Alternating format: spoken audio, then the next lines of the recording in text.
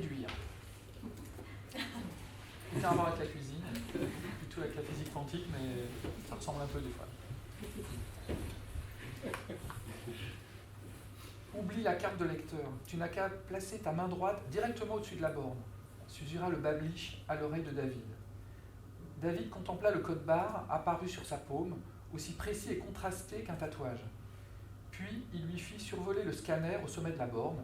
Une lumière passa au vert, le tourniquet se débloqua. Voilà un des avantages d'avoir un babliche. Vous savez, ce petit implant qui se love derrière l'oreille, inventé par la multitude pour traduire à la volée les langues étrangères, qui a réponse à tout et qui compte même quelques options, comme celle de modifier la pigmentation de la peau. L'inconvénient, c'était d'avoir à lui faire la conversation, car le babliche renfermait une conscience. Pour David, ce n'était pas un problème. Depuis qu'il avait acheté son babliche, ou depuis qu'il avait été choisi par lui, selon le point de vue, les deux s'entendaient comme larrons en foire. La galerie Sorbon, au coin de la cour intérieure de l'université, était le passage obligé pour accéder à la bibliothèque. Aux heures d'affluence, étudiants humains et aliens mêlés encombraient les arcades juste devant l'entrée. Mais à 6h30, il n'y avait presque plus personne. La BIS fermait à 20h, sauf le samedi un peu plus tôt. À cette période de l'année, la grande verrière de l'accueil diffusait une lumière oblique, orangée par un fin voile nuageux. Le babliche émit un couinement de satisfaction lorsque David se retrouva à marcher vers les salles de lecture. L'appareil représentait l'un des accessoires les plus emblématiques de la multitude, une communauté galactique que la Terre avait rejointe sur le tard. Des millions d'espèces différentes la peuplaient. La multitude n'était ni un empire, ni une organisation politique, plutôt un patchwork de civilisations réunies par la même aspiration à échanger les unes avec les autres. Son réseau de transport mettait les mondes en contact instantané. Une chose intéressait en particulier la multitude, les nouvelles civilisations, avant qu'elles ne soient touchées par l'égrégore. L'origine de l'égrégore se perdait dans la nuit des temps. La multitude semblait l'avoir toujours connue. L'égrégore était partout, au point que certains le considéraient comme un champ uniforme, bien qu'il soit constitué de particules, tout ce qu'il y avait de plus matériel.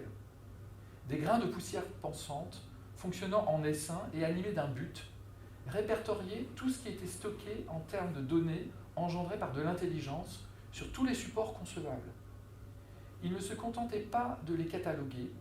La duplication des articles, films, etc., livres, n'était qu'une phase préparatoire. L'égrégore en générait ensuite toutes les variantes possibles, et celles-ci se comptaient en milliards. Il indexait non seulement l'univers sensible, mais aussi toutes ses productions alternatives, comme pour épuiser son potentiel.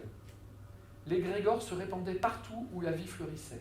Il se respirait et se disséminait, impossible à endiguer, ni même à ralentir. Sitôt qu'un essaim d'égrégore repérait un livre, il le scannait, l'interprétait, et bientôt d'innombrables versions divergentes surgissaient. C'était un miracle que la multitude ait survécu à cette fureur de dématérialisation. Certains journalistes humains avaient qualifié l'égrégore d'Internet gazeux, générant et inscrivant sur tous les espaces de stockage informatique toutes les variantes de n'importe quel ouvrage. Il donnait accès à tout, en réalité à plus que tout, tout à la puissance tout. Or, d'infimes franges se montraient immunisées contre son omniprésence. La bibliothèque de la Sorbonne comptait parmi elles. À l'intérieur de son enceinte, des magasins aux salles de lecture, les grains d'égrégore s'inactivaient pour redevenir simple poussière. Pourquoi ? La BIS contenait-elle quelques pathogènes inconnus ? Les aliens eux-mêmes se gardaient d'investiguer, peut-être par crainte de déclencher des contre-mesures de la part de l'égrégore, ou pour ne pas rompre le charme. Quoi qu'il en soit, elle attirait certains aliens. Ce qu'ils venaient chercher ici, à la BIS, dans un univers numérisé à l'infini, où l'omniscience était à portée de tous, n'était pas une connaissance totale. C'était au contraire réduire les possibles à une seule occurrence, celle du livre qu'ils consultaient sur place, comme un esquif de réel au milieu d'un océan de potentialités. Ils venaient chercher un texte figé dans sa réalité physique, imparfait mais résultant de choix individuels, c'est-à-dire ceux de l'auteur.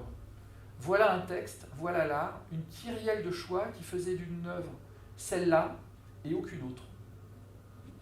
Après l'entrée se trouvait le bureau des prêts et communications de documents, un vestibule presque aussi large qu'une salle, comprenant un long couloir droit où l'on déposait ses requêtes.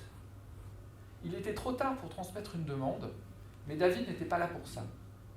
Les revêtements modernes ne parvenaient pas à occulter complètement l'ancienneté du lieu. De même que les aliens qu'ils croisèrent, comme ils montaient au premier étage par un escalier austère. L'un d'eux s'excusa entre ses palpes labiaux, tout en s'écartant, c'est-à-dire qu'il se hissa au plafond et les survola avant de retomber dans leur dos. David sentit que son babliche aurait bien aimé discuter avec celui de l'autre usager, mais il n'avait pas le temps. Il avait rendez-vous avec Madame Ozoul, la conservatrice.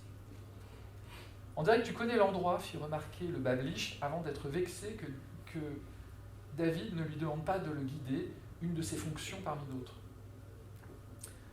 Avant la police, j'ai passé un master de lettres à Sancier, mais j'ai eu quelques cours à la Sorbonne dans mes jeunes années, répondit David. Je vois. Plus récemment, une enquête m'a mené ici. Pour le même motif ? J'espère bien que non. C'était une histoire de drogue, un étudiant qui récupérait la transpiration, appelons ça comme ça, d'un alien sur les ouvrages qu'il consultait. L'étudiant essuyait les livres, puis il revendait les chiffons découpés en petits carrés à prix d'or. J'ignore le motif cette fois-ci, Madame Ozoul ne m'a rien dit. Ça sent les livres, commenta le babliche. Le couloir principal longeait la plus grande salle de lecture. Parallèlement, un second couloir ouvrait sur deux autres salles publiques. David, lui, ne percevait rien de particulier.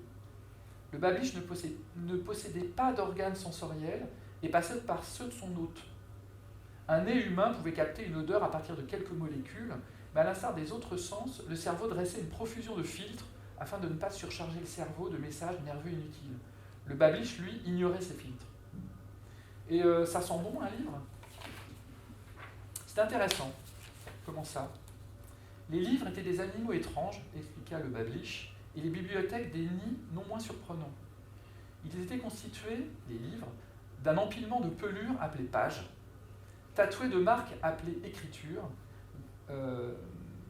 grâce à des machines conçues pour les fabriquer en grande quantité.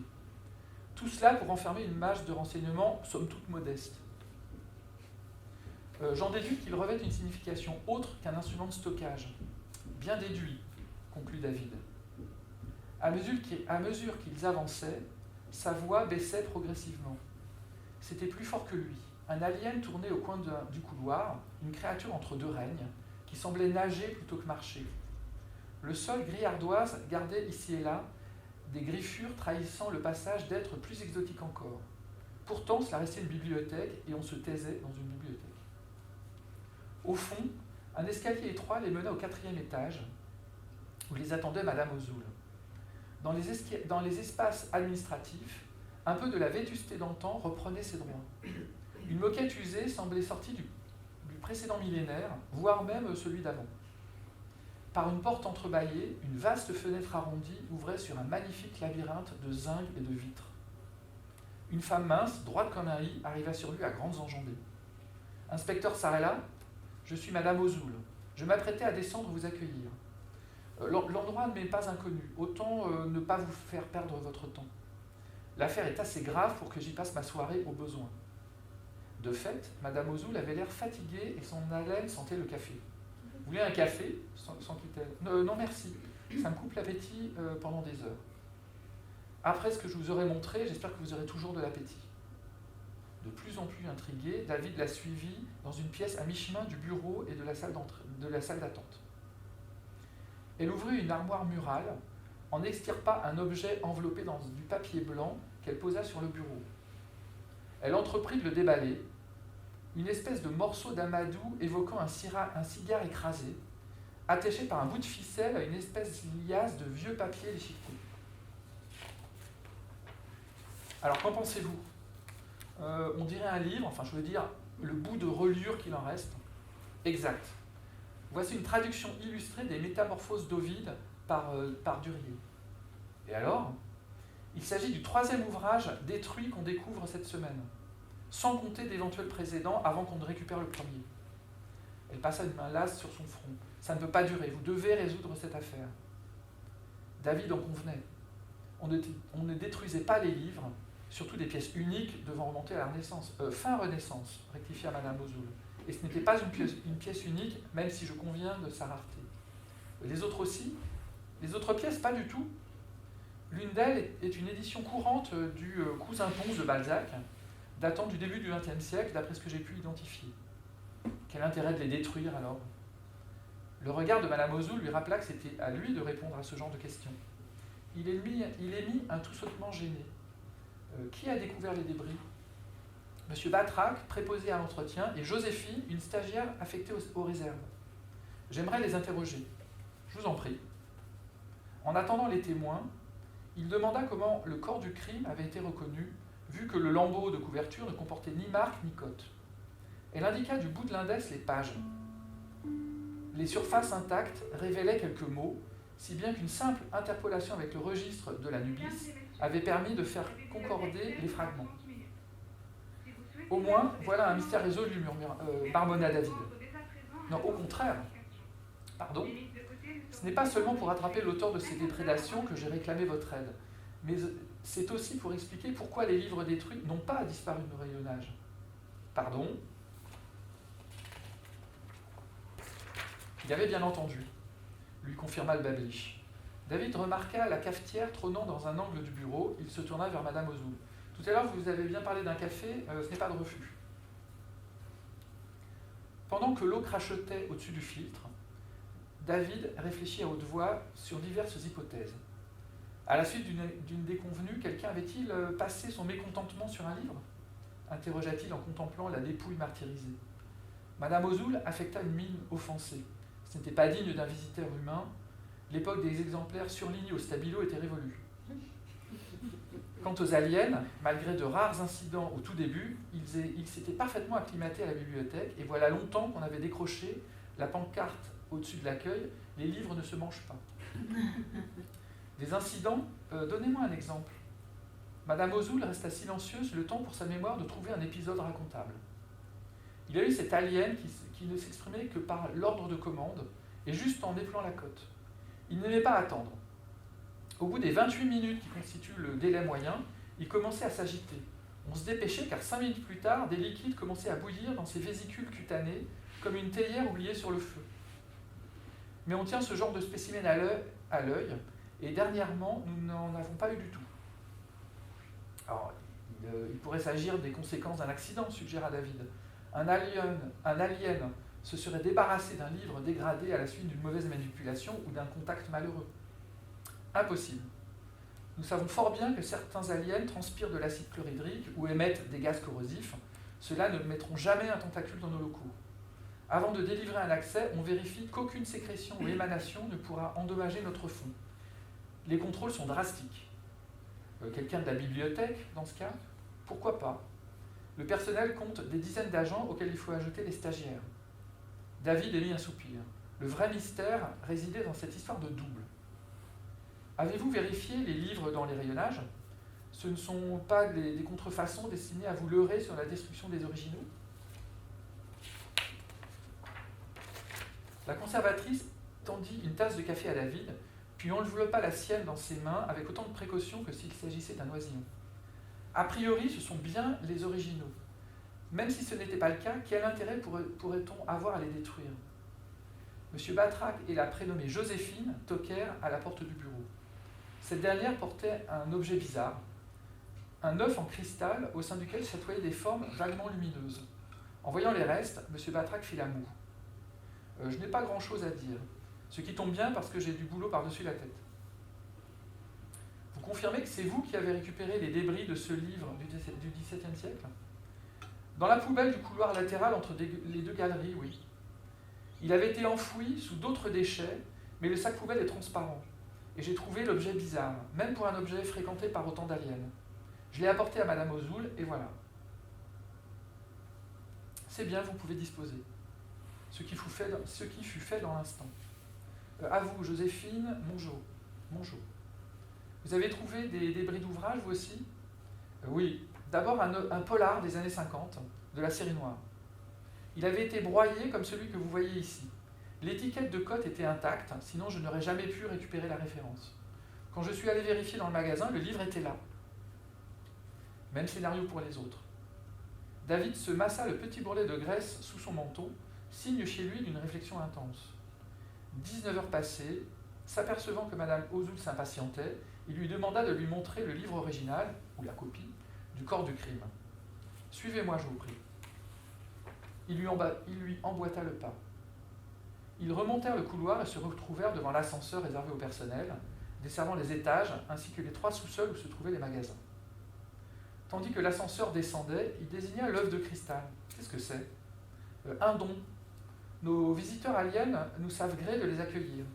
Certains nous offrent un tribut de leur monde natal. Nous en avons reçu suffisamment pour avoir dû dédier un de nos locaux à leur entreposage. Celui-ci est un 9 livres. Je le dépose avant de vous montrer les métamorphoses. L'ascenseur en métal brossé s'arrêta dans un dôme discret au premier étage. À nouveau, le bois ciré, les appliques tamisées, les sons feutrés. Malgré la signalétique murale, le lacis de couloir ouvrait sur une quantité indéfinie de salles. Un alien vaguement humanoïde les dépassa dans un froufroutement assourdi, flottant sur une sorte de jupe fripée. Sa peau n'était pas sans évoquer la couverture de quelque ouvrage médiéval. Ses yeux étaient comme des boutons cuivrés et ses vêtements, à moins qu'il ne s'agisse de l'épiderme lui-même, retenus par des cordelettes enroulées pareilles à celles nouées autour des protections des livres rares. Bonsoir l'incunable, lança Joséphine. Bonsoir Joséphine. Ah, un 9 livres, encore un cadeau.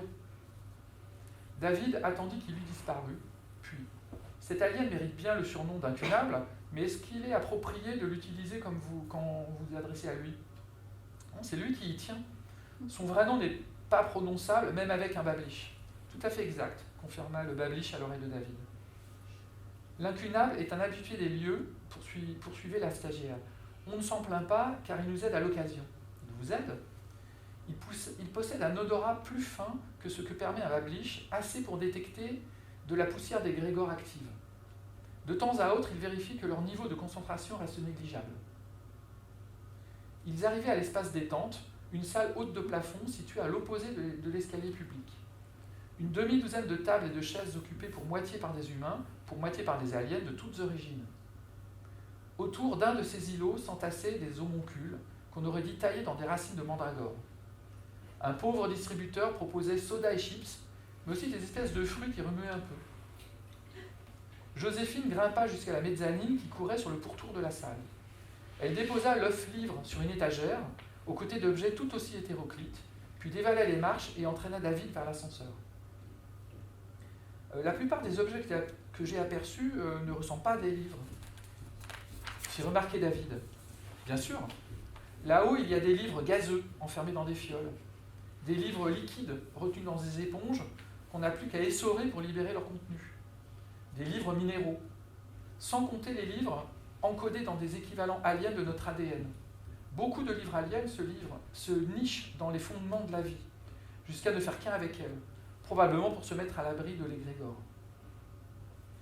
Il possédait quelques curiosités, comme ce livre du Rachanagar, qui avait la réputation de faire advenir les mots qu'on inscrivait dessus. Si l'on traçait les lettres du mot oignon, une bouffée piquante vous tirait aussitôt les larmes.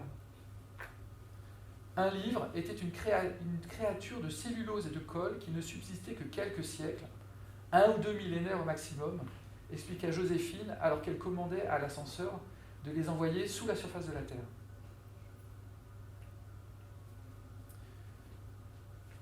Un battement de cils à l'échelle de l'univers, c'est pourquoi tant d'aliens se pressaient pour les consulter avant qu'ils ne tombent en poussière.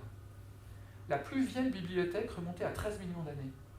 Hors des planètes, des bibliothèques avaient été conçues pour durer 100 milliards d'années, gravées à la surface du cœur de diamant de naines blanches ou projetées sous forme d'impulsions lumineuses sur l'horizon événementiel des trous noirs. Les magasins avaient colonisé chaque centimètre carré de la termitière de cave sous la Sorbonne. En linéaire, les rayonnages avaient cumulé un total de 25 km. On est dans le futur. Au point qu'une partie d'entre eux glissait sur des rails motorisés. Comme mue par quelque instinct, Joséphine conduisit David à l'endroit précis où était rangé le série noir devant une bibliothèque portant l'inscription demi-épi 7, suivie d'une fourchette de cotes. David approcha l'ouvrage de ses yeux, le feuilleta. On dirait bien l'original. Il faudrait une confirmation. Seul un détecteur d'isotopes pourrait attester de sa date réelle de fabrication, mais ça prendrait des mois. Un vague début de piste commença à émerger dans l'esprit de David. Votre ami l'incunable, je pourrais lui parler maintenant avec le livre? Oui, s'il est d'accord, bien sûr. Le retrouver ne leur prit que quelques minutes. Ils s'attablèrent à l'espace détente, avec le sérinoir et le débris de son double. Le Bablish fut ravi d'être littéralement au centre de la conversation. Les grains d'égrégores ordinaires sont transportés jusqu'ici et éparpillés par les visiteurs et le personnel. Ce ne sont que des reliquats en état de dépérissement avancé. Incapable d'agir en essaim, traduisit le Bablish. Et vous n'avez rien remarqué dernièrement à ce propos? Depuis une dizaine de jours, j'ai en effet noté une résurgence de grains actifs, mais pas assez pour présenter un danger. Un peu comme une charge virale trop faible vouée à disparaître. Voyez. La bibliothèque ferme ses portes dans 15 minutes. Merci de restituer dès à présent vos documents à la banque de communication. Donc pile quand les premiers débris d'ouvrage avaient été découverts dans les poubelles. Il tendit l'ouvrage et le morceau broyé. Sauriez-vous distinguer l'original? L'incunable prit le livre entre deux de ses appendices, l'approcha d'une fente située à la base de son cou. Quelque chose palpita, le débris subit le même sort. Je serais tenté de répondre les deux, traduisit Bablish à partir des gargouillis de l'incunable. Sentez-vous une différence entre les deux? M'attendez. Sur le débris, il y a une densité anormale d'égrégores actifs, comme s'il avait été scanné, en effet. Dans l'enceinte de la bibliothèque? Oui, je croyais cela impossible. Dans des circonstances normales, c'est impossible. Et le volume intact? Rien du tout, sinon un taux d'humidité légèrement supérieur. David se malaxa le menton, puis il se tourna vers Joséphine. J'ai besoin de la liste des derniers emprunteurs de tous les livres incriminés. Il se serait épargné du temps et quelques kilomètres de couloir s'il avait commencé par là. Mais à présent, il tenait son coupable. Ne restait plus qu'à le cueillir. Lorsqu'il vint chercher Madame Ozoul, celle-ci était aux prises avec un problème plutôt courant. Un alien possédait des mains capables de se subdiviser de façon fractale en centaines d'appendices, tenant toutes les pages en même temps et permettant de lire un livre en 2 minutes. Le genre d'usager qui mettait à rude épreuve le système d'emprunt. On leur allouait par dérogation 2 ou 3 fois plus de requêtes, mais il ne fallait pas exagérer non plus. Un haut-parleur indiqua la fermeture imminente des salles de lecture. Dans la salle Jacqueline de Romilly, l'un des aliens ravala les lucioles qui tournaient autour de sa tête, bien pratique pour lire, avant de se lever. David, Madame Ozoul et Joséphine attendirent que le lieu se soit vidé pour entrer. Le suspect, qui les avait vus, les attendait fataliste. C'était un être rond, à la peau léopardée de bleu, rien d'extravagant toutefois. Le trio traversa la travée principale, éclairée à intervalles réguliers par la lumière tamisée des lampes de lecture, là où le jour, jeté du haut des soupiraux, n'atteignait pas les alignements de table et laissait s'épanouir les odeurs de cire ancienne et de poussière remuée. Madame Ozoul lui fit signe de les suivre après qu'ils lui empoignaient un cartable. Allons dans une des salles individuelles, nous serons plus à l'aise pour causer. La première porte poussée, après le hall des expositions, un alien arborescent occupait tout un carrel. Madame Ozoul s'excusa. L'alien résidait là, sur autorisation spéciale, depuis bientôt 2 ans. Son esprit allait son rythme, aussi profond que lent, si bien que le service de presse était adapté. On ne le nourrissait pas, on se contentait de l'humidifier ici et là, au moyen d'un pulvérisateur. Au moins, il ne bourgeonnait pas, disait-on. En fait, il n'était pas végétal du tout. D'autres salles de travail individuelles abritaient les aliens les plus volumineux ou présentant une gêne pour le reste du public. Par exemple, celui qui, dès qu'il se concentrait, vibrait de tout son corps comme les élytres d'un insecte. La dernière salle était vide. David demanda à l'alien d'ouvrir son cartable. « Quel est votre nom ?»« Nous ne portons pas de nom à proprement parler. Celui de mon espèce est Palzébique. » Palzébique, glissa le Bablish, signifiait « le peuple qui sculpte ses mots à la pointe d'un couteau ». Le traducteur ajouta avec à propos que les noms d'espèces signifiaient le plus souvent « ceux qui sont », ou plus ironiquement « le peuple unique ». Parfois, ils revêtaient un sens caché, comme les chanteurs de chiffres, ou ceux qui remontent le courant. Mais ces cas n'étaient pas la majorité. Pour intéressantes qu'elles soient, ces informations ne parvenaient pas à retenir l'attention de David qui scrutait le contenu du cartable. Un amas grisâtre et pelucheux de la poussière d'égrégore. Son intuition avait été la bonne. Ça fait 10 secondes que je dis n'importe quoi, fit soudain le Bablish sur un ton plus haut. Tu n'écoutes pas. Contente-toi de traduire ce que je vais dire. David s'éclaircit la gorge, puis si j'ai bien compris votre méthode, vous empruntez à la bibliothèque des ouvrages que vous soumettez clandestinement à de l'égrégore actif. Celui-ci génère une version altérée du dit livre que vous fabriquez indiscernable de l'original. Vous rendez la copie au service de retour et vous vous débarrassez du modèle, ni vu ni connu. Comment fabriquez-vous la copie d'ailleurs? Dans mon abdomen. Durant nos phases de reproduction, notre corps génère un organe capable de reproduire n'importe quoi. Ce qui expliquait l'humidité de la copie. Mais pourquoi? Pourquoi faites-vous ça? J'aime les livres. Hélas, les textes ne sont parfois pas à la hauteur. Il existe de meilleures traductions potentielles des métamorphoses par Durier. J'en ai choisi une qui améliorait le contenu. Pareil pour les autres livres. Vous avez généré des contrefaçons alors que la vocation de la bibliothèque est de garantir l'authenticité des livres, coupa Madame Mozoul, animée d'une sainte fureur. En modifiant ces originaux, vous nous subtilisez notre histoire. Aujourd'hui, avec la possibilité de créer une infinité de variantes virtuelles, les livres matériels sont devenus aussi précieux qu'au Moyen-Âge, quand on les enchaînait au pupitre pour éviter qu'on les vole. Je suis désolé, dit le Palzébique.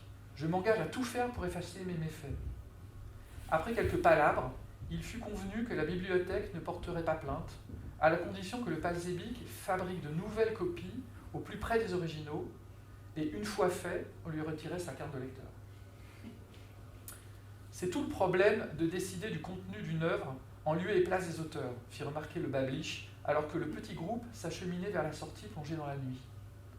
Le Palzébique a fait un choix, mais sans création, uniquement sur son jugement intime. Quelle que soit la planète, c'est toujours le même problème avec les critiques.